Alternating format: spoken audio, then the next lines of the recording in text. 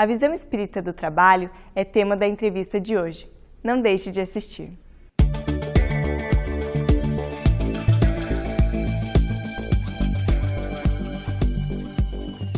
Olá, prazer estarmos juntos mais uma vez. Hoje, entrevistando Marcelo Garcia Collin, médico da família, médico de família, né, Marcelo? Médico de família. Marcelo, nós vamos falar hoje sobre trabalho, lei do trabalho, ou como o Espiritismo entende o trabalho. Eu já te pergunto, como o Espiritismo entende o trabalho, então? Fale para nós, Marcelo. Historicamente, a gente tem pensado no trabalho sempre como um sofrimento, né? Um flagelo, assim. Dado a nossa ancestralidade aí de pensar o trabalho como uma punição, um sofrimento, o trabalho é uma coisa para aqueles que não têm outra opção senão trabalhar, quase todos nós trazemos essa ideia de que o trabalho é uma imposição sacrificial a qual nós devemos nos submeter porque não temos outra alternativa. A doutrina espírita não vê assim. É interessante a doutrina espírita colocar o trabalho entre as leis naturais. Assim, então o trabalho está na natureza, né? Quando a gente lembra algumas falas do tipo Jesus dizendo meu pai opera, trabalha até hoje, assim como eu também trabalho, a gente vai entendendo que o trabalho transcende um pouco isso. Então, se trabalhar está realmente entre as leis de Deus, não é uma opção nossa trabalhar ou não trabalhar. O trabalho faz parte da natureza. Como a gente se relaciona com o trabalho, de que maneira que a gente se envolve no trabalho e ele nos alcança, daí passa a ser uma liberdade nossa, passa a ser algo que tem a ver com o nosso dia a dia. Mas trabalho é então qualquer movimento que a gente faça. O trabalho está relacionado à operosidade. Os espíritos, né, a doutrina espírita, quando eu trouxe lá o livro dos espíritos, Allan Kardec, faz essa pergunta a respeito de se o trabalho é realmente uma coisa da natureza ou se é uma invenção dos homens. Os espíritos já trazem a seguinte ideia: à medida que nós temos um corpo, o trabalho é para nós uma obrigação. Porque o corpo, para ele continuar funcionando, ele já demanda que nós nos coloquemos em movimento. Então nós precisamos produzir calor, para produzir calor nós precisamos nos alimentar, para que a gente possa nos alimentar nós temos que adquirir esse alimento e por aí vão acontecendo as coisas. Com o passar do tempo as relações mudaram, né? No começo a gente precisava coletar o alimento para conseguir comer. Hoje a maioria de nós adquire o alimento, compra o alimento em algum lugar para poder se alimentar. Isso vai dando algumas características diferentes para o trabalho, mas o trabalho está lá. A natureza diz que nós não conseguimos ficar parados. Parados a gente morre. Por isso que o trabalho é sim uma lei, é assim que a doutrina espírita entende. O trabalho é uma coisa natural, faz parte da vida de todos nós. Então é uma obrigação ou é um direito a pessoa trabalhar? Já que ele traz esses benefícios e é da natureza intrínseca do ser humano, é uma obrigação? É um direito. Essa dúvida existe à medida que a gente procura uma distinção entre o que seja trabalho, né, trabalhar, nesse conceito amplo que a gente colocou, e emprego. O emprego não é uma obrigação para todo mundo. Tem pessoas que não estão empregadas. Vamos pensar criança, por exemplo. Pode ser que ela vá ter um emprego no futuro, mas naquele momento ela não está empregada. Depois que a pessoa se aposenta, ela está desobrigada do seu trabalho. Perfeito. Mas para a maioria de nós aqui na Terra, boa parte do nosso tempo a gente vai passar, sim, obrigados a trabalhar. E quando a gente tem uma obrigação envolvida, a gente tem, na verdade, um leque de oportunidades do qual a providência divina se utiliza nas nossas vidas. A gente costuma reduzir mesmo o emprego também àquela relação que existe entre patrão e empregado, aquela preocupação em desempenhar uma determinada função para auferir uma féria, né, para ter lá o dinheiro, o seu salário no final do mês. E realmente a maioria de nós está a braços com essa obrigação no nosso dia a dia. E não adianta ficar reclamando de uma coisa que seja a nossa obrigação. Então tem coisas que são muito comuns e para alguns são obrigação e para outros não são. Por exemplo, ter filhos. A gente é obrigado a ter filhos ou não é obrigado a ter filhos? Não está no planejamento de todas as pessoas, não está na proposta de vida ter filhos. Assim, o emprego também, mas é um leque de oportunidades, assim como ter filhos não deveria ser encarado como um sofrimento, embora muitas vezes o seja, em muitos momentos é um sacrifício, nos leva aos nossos limites, o emprego também, em muitos momentos nos leva ao limite da nossa potência, da nossa capacidade, nos desafia a termos habilidades que não tínhamos até então. Então o emprego também vai ser uma obrigação e como obrigação vai ter os seus desafios para cada um de nós. Marcelo, você falou em emprego. Há empregos melhores e há empregos piores? Acho que o jeito mais seguro da gente responder isso seria dizer sim e não. Porque existem empregos que são melhores ou piores para mim. Então os empregos não são melhores ou piores na sua generalidade. Ser gerente não é melhor do que ser empregado. Ser médico não é melhor do que ser advogado. Ser servidor público não é melhor do que trabalhar na iniciativa privada. Então, se a gente olha o emprego de uma maneira geral, a gente não tem como qualificar. Mas tem sim empregos, ocupações que são melhores para mim. E isso, às vezes, é uma coisa que a gente precisa parar para pensar e analisar no nosso dia a dia. Porque, às vezes, nós temos uma ambição, um desejo e que não corresponde a uma realidade. Então eu acho que assim, eu preciso ter um emprego melhor, necessariamente ter um emprego melhor é ganhar mais. Ganhar mais está associado, via de regra, a ter ou conhecimentos especiais, ou responsabilidades extraordinárias, ou uma carga horária muito mais pesada. Então, de repente, para você, Daniel, você pode ter um emprego que para você é muito bom. E eu olho, puxa, eu queria ter o emprego que o Daniel tem. Mas para mim ele pode não ser tão bom assim, porque eu não pode ser que eu não consiga lidar tão bem com a responsabilidade. Então eu tenho um emprego hoje considerado pela maioria das pessoas inferior e às vezes ambiciono ter o teu emprego.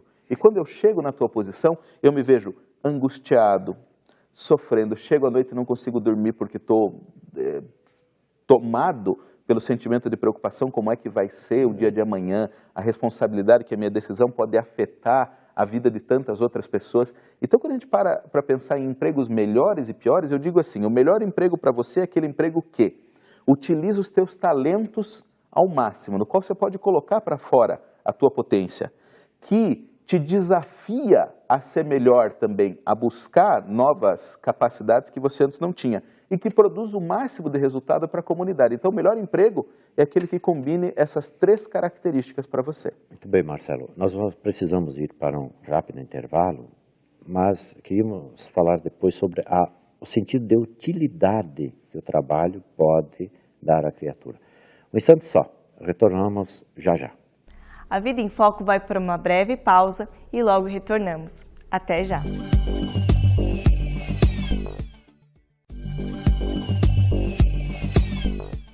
Voltamos com a entrevista e o tema de hoje nos traz reflexões acerca da visão espírita do trabalho. Acompanhe. Estamos conversando aqui com Marcelo Garcia Colli, médico, profissional dessa área, mas estamos falando sobre trabalho, sobre emprego. Marcelo, imaginamos também que o trabalho ou o emprego, ele tem aquele sentido de gerar utilidade para a criatura, né? Há muitas pessoas que reclamam que não veem utilidade no seu trabalho, né? Como entender essa questão? Porque às vezes é motivo até de depressões, enfermidades que se desenvolvem na área organizacional. Pode ser uma angústia, um sofrimento, Sim. um mal-estar quando a pessoa se vê assim, porque via de regra hoje na nossa sociedade o emprego ocupa uma parcela importante, significativa do nosso tempo. A gente passa lá boa parte da nossa vida envolvido nesse meio. E é uma angústia mesmo, tem gente que sofre demais com isso, que fala, mas eu trabalho, eu vou todos os dias. E a gente sabe que se o salário é a única motivação para a pessoa estar trabalhando, essa é uma motivação ruim, ela não vai conseguir sustentar a pessoa durante muito tempo. O que eu podia dizer a esse respeito é, primeiro, que a pessoa que não vê utilidade no trabalho talvez não esteja olhando adequadamente para o seu trabalho. Porque a gente tinha falado, né, logo antes de entrar no intervalo, que o melhor emprego é aquele que produza o maior resultado por o maior número de pessoas possíveis. Realmente, alguns empregos nos dão um alcance mais observável nesse sentido. Agora, o que é maior resultado, né? Maior resultado é mais gente vendo, mais gente presenciando, mais gente aplaudindo aquilo que a gente faz? Ou maior resultado é realmente produzir um impacto na vida das pessoas? Para mim, eu sempre entendo assim, que eu consegui um bom resultado no meu trabalho, é que o meu trabalho tenha feito a diferença para alguém em algum momento. Sentido, né? E às vezes o nosso trabalho, o produto, o objetivo do nosso trabalho não faz grande diferença. Agora a gente pode fazer toda a diferença no ambiente de trabalho, por exemplo.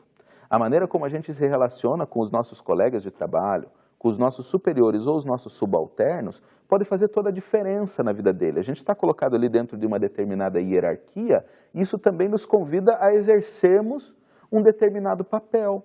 Será que você não pode fazer diferente esse papel? Qual que é o algo mais que você pode dar naquele seu trabalho? De repente, o seu trabalho é oferecer, no final, um carimbo, uma assinatura, ou algum resultado assim, concedendo ou não. Mas o que mais pode ir junto daquele carimbo, daquela assinatura e daquele resultado? Todos nós somos convidados, todos os dias, a oferecermos algo de nós ao outro. Esteja o outro vendo ou não.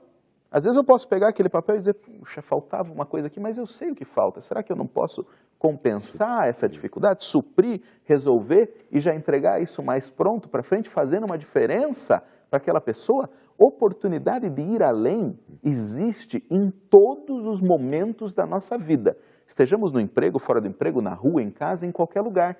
Então, se você parar para observar aonde você pode ir além, o que mais você pode fazer, você vai estar vendo utilidade em estar ali naquele momento.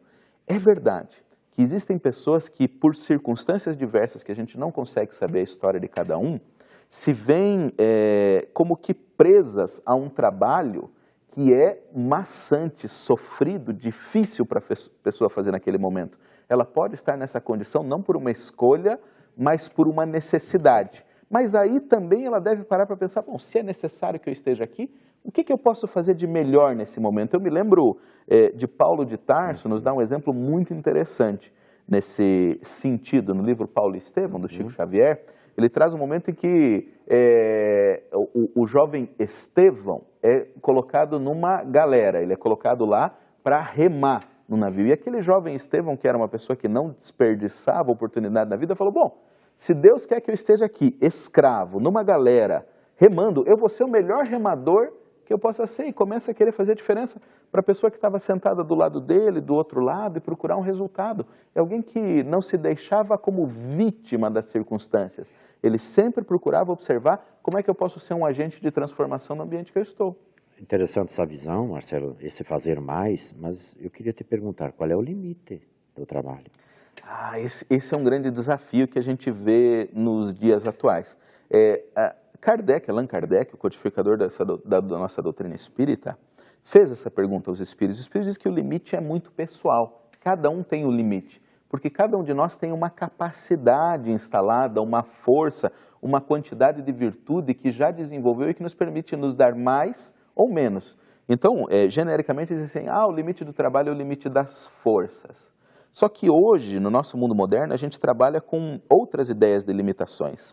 Muitas vezes, a gente dando mais horas ao trabalho, está abrindo mão de outras coisas na nossa vida. Então, a gente não deve olhar o limite do trabalho pelo limite da força física. O limite do trabalho deve levar em consideração o quanto ele está afetando os outros estados da nossa vida. É comum a gente ver hoje aquilo que a figura que em inglês eles usam, né, the workaholic. Aquela pessoa que não consegue desconectar do trabalho. Trabalha muitas horas por dia, chega em casa, continua trabalhando. Né? Leva trabalho para casa ou está conectado, pensando no trabalho o tempo todo. Essa pessoa, por vezes, acaba falhando em outros campos da sua vida. Acaba não sendo um marido tão presente, uma esposa tão presente, uma mãe para os seus filhos, ou um filho para sua mãe, e por aí segue o seu caminho. Então, é importante que a gente veja por que nós estamos trabalhando tanto também? É muito bom a gente poder trabalhar com uma coisa que nos faz sentir bem e faz com que os outros se sintam bem também. Agora, o trabalho não pode se tornar uma fuga para os nossos outros conflitos. Então, a gente tem que se impor a mão na consciência e dizer assim, tá, estou trabalhando bastante, produzindo bastante, mas não estou deixando nenhum lado da minha vida desguarnecido nesse momento. Por que eu estou fazendo isso? Marcelo, em 30 segundos, qual é a visão espírita da escravidão? Como é que a gente contextualiza essa questão diante do emprego, do trabalho? A escravidão tem várias facetas ao longo da história, né? Que começou com a história de algemar e hoje com tantas pessoas que acabam se vendo subjugadas também. A exploração de uma pessoa por outra é sempre equívoco, é sempre erro, é sempre crime aos olhos da doutrina espírita. Quando a lei de trabalho, sociedade e igualdade, uma se sobrepõe à outra. Então nós sempre devemos tomar cuidado. Se o nosso trabalho está libertando ou aprisionando os outros, se nós estamos dando ao outro a capacidade de ser melhor ou limitando ele. Então a escravidão é muito mais do que eu te pago ou eu não te pago. Eu deixo você ser, eu te exploro. Qual que é a minha posição para com você, a outra pessoa? E eu tenho que sempre cuidar em como eu me porto nessas situações. Ok, Marcelo, obrigado pela tua presença aqui. Nosso quadro da entrevista chegou ao final, mas o programa Vida em Foco continua. Fique conosco.